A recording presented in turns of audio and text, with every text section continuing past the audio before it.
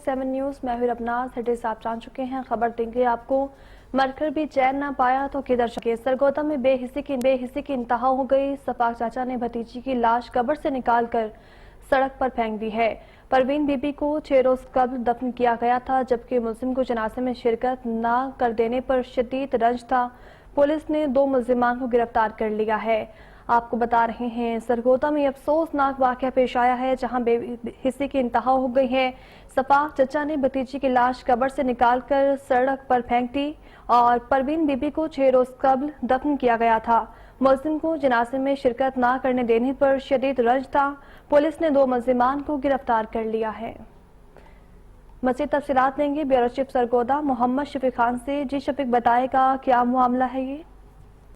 जी बिल्कुल, थाना भागटा वाले का नवाही इलाका लुकमान में बेहिसी और इंसानी सोज वाकया पेश आया है, जहां 40 साल खातून परवीन बीबी को 6 रोज कबल लालशाह कब्रिस्तान में दफन किया गया था।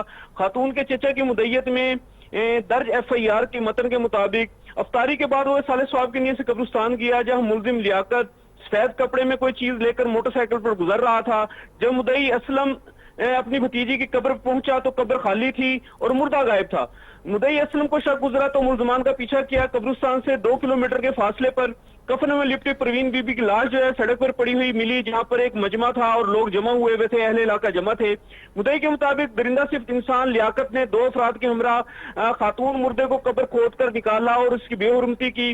मुलजमान ने फातिया खानी पर आने से रोकने पर जो है अपनी बेइज्जती महसूस की और ये इंतहाई जालिमाना इकदाम उठाया है।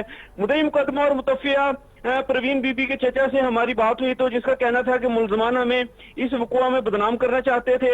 उनका मकसद ये था कि हम इलाके में बदनाम हो जाएं और हर तरफ इस वक़ुए की जो है वो शोर हो, वावेला हो, ताकि लोग आकर जो है हमसे पूछें, हमारी दिल आजारी हो। इस हवाले से मुर्दा को जो है कब्र से बाहर निकाल कर फेंका गया है। जिस तरह से जो भाटा वाला से हमारी बात हुई है तो उनका कहना यह है कि वक़ुआ साबित है, डेड बॉडी जो है कब्र से निकाली गई है और सड़क पर जो है बरामद की गई है।